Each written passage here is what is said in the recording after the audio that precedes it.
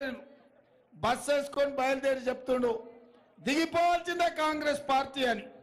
నేను అడుగుతున్న చంద్రశేఖర్ రావును, 10 ఏళ్ళు నువ్వు అధికారంలో ఉండి సర్వనాశనం చేసి తెలంగాణను విధ్వంసం చేస్తే మొన్న జరిగిన డిసెంబర్ ఎన్నికల్లో బండకేసి కొట్టి బోర్ల పడేసి బొక్కలు ఇరగొట్టిరు తెలంగాణ ప్రజలు నిన్ను. అయినా నీ బుద్ధి మారలేదు, నీ వంకర ఆలోచనల మార్పు రాలే. నిన్న మొన్న అలా కొడుకు అంటుండు కారు ఖరాబ్ అయింది, కార్ఖానకు పోయింది, మళ్ళీ వస్తుందని. వస్తుంది నాయన, వస్తుందా వస్తుందా వస్తుందా?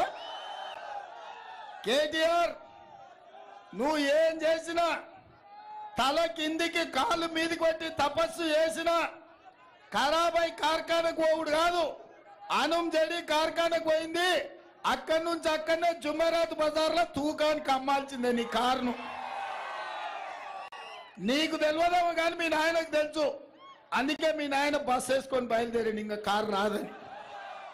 చూసిన బస్సులన్నీ వచ్చేమన్నా మంచి మాటలు చెప్తాడేమో, బుద్ధి తెచ్చుకుంటాడేమో.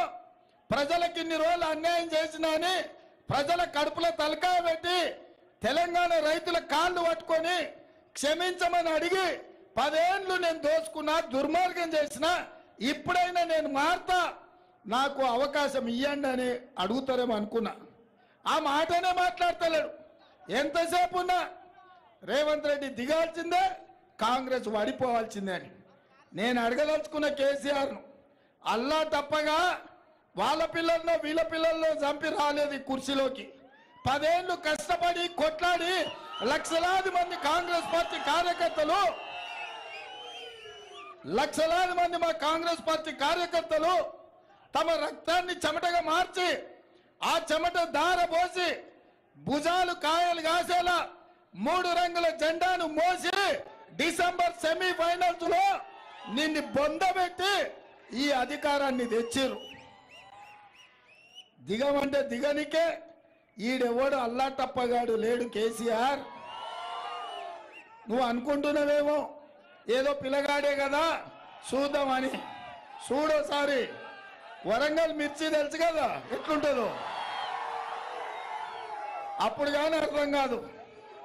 ఓసారి చూడు, చూస్తే తెలుస్తుంది నీకేందో కథ. ఆయన బస్సు యాత్ర మొత్తం చూసిన, మామనగర్ పోయిండు, నాగర్ కర్నూలు పోయిండు, మిర్యాలగూడ పోయిండు, భువనగిరి పోయిండు, ఇంకా సూర్యాపేట పోయిండు.